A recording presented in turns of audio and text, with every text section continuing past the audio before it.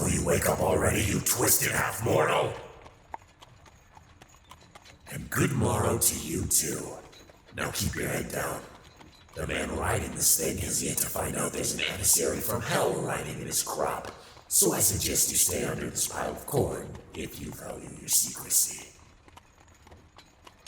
Okay, you have got to stop asking me questions whenever you wake up somewhere strange. Find yourself in a bed and it's all, how did I get here, demon? A wagon full of corn? How long have I been here, demon? Can't we at least ring out some thoughtful ones? Like, great work so far, demon. What's the next part of this genius master plan? Yes, just like that. Well, since you asked so nicely, this kind and unsuspecting fellow and his beast of burden are bringing us to the nearest village. It's a lot like the one you come from, except, not burned to a crisp. Don't worry though, there's still hope for this wagon to become a popcorn stand. Anyhow, once we're within walking distance, you'll stealthily hop out of this veritable chariot and we'll make the rest of the journey on foot. From there, we can settle into town, get ourselves a place to stay, some coin, a blade, some women, or men, or whatever it is you fancy. I always pegged you for a... Yes, I understand how eager you are to have a boot on the throats of the men who got you into this mess. But I assure you that even with your fabulous, insidious new benefactor, a grieving farmhand without a copper piece to their name is not going to last long in these choppy waters that you, my friend, have all but stumbled into. I've given you a second chance to live.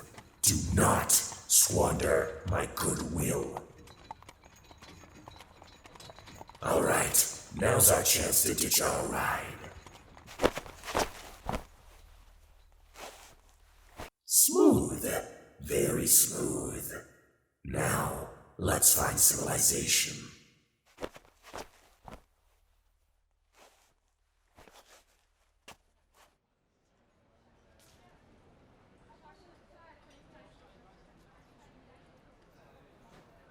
Looks like we've made it. I know it's not much, but it's got all the stuff you mortals need to convince yourself of the value of the sad, pathetic serfdom you call life. Let's see, we've got the inn, which I'm sure has some depraved lodging and possibly more or less depraved wenches. There's a smithy, we are in dire need of armaments, a market to swindle simpletons at, farms we can steal produce from in the dead of night and run on all fours in the humans send out hunting parties for wolves. Ooh, I think I even see a decrepit and ominous chapel overlooking the town upon a lone hill. See? It'll be like your hometown was never torched in the first place.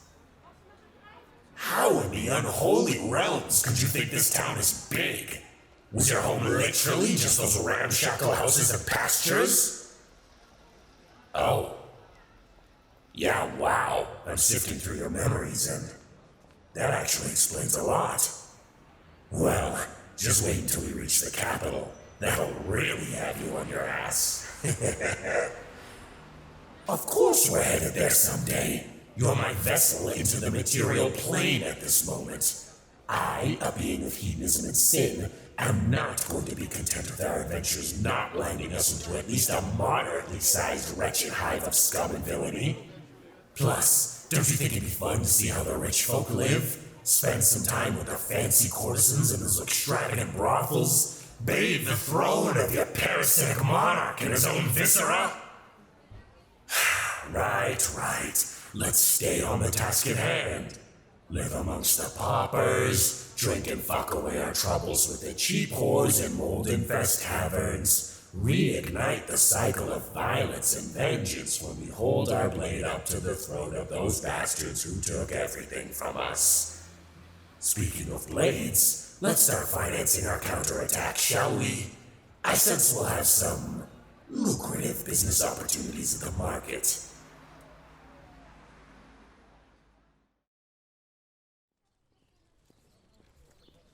Now, the key to thievery is to look so casual, so at ease in the moment, you don't look like you're doing anything nefarious. See that guy over there bartering for mules? Walk by, don't even look in his direction, but fish those silver out of his coat pocket when I give you the signal. And go. Not bad at all. That's at least a bed for the night and a couple of ales. Unless this is a dry town, in which case I'm pretty sure it's actually in your infernal contract to torch this entire settlement. This place is half drunkard and half swindler, though, so I don't think we'll have any trouble becoming the best of both worlds. Alright, let's keep at it. Let's see.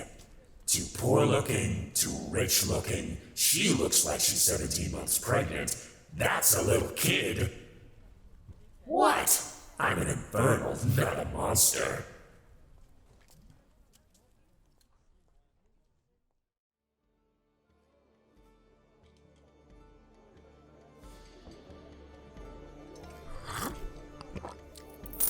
$10 silver pieces and 7 copper.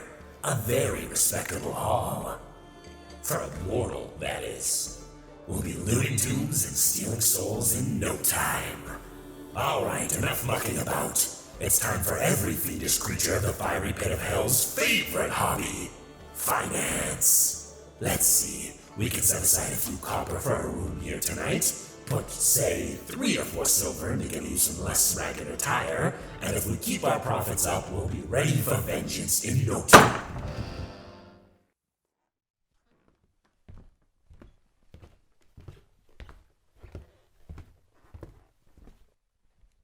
Good evening, outsider. It's a very handsome sum you've got stacked up there. However, I just can't help but notice some of these coins look a little familiar. I'm retracting my previous statements about the quality of your work, partner. I've got some metal of my own that might jostle your memory. Aw, didn't get a chance to pilfer a blade, did you? No worries, I'll lend you mine. After I make a stump out of your neck, that is. Oh, and if my weapon doesn't quite your fancy, I'm sure these fine fellows you did business with will happily oblige. All right, boys, show this outsider how we deal with pickpockets. Put up your nukes, come on. Put 'em up. Years before you could stand Don't just stand there, you ingrate! Fight back! My sword? You bent my sword with your bare hands? Those are claws. It's a monster! What foul devilry is this? What devilry indeed. Run for your lives! Alright, that might have been a bit overkill, but good fighting, partner. Partner? Hey, stay with me, mortal! Looks like someone made quite a mess here. Let's see if we can't clean things up a bit, Is that a nun? Oh dear.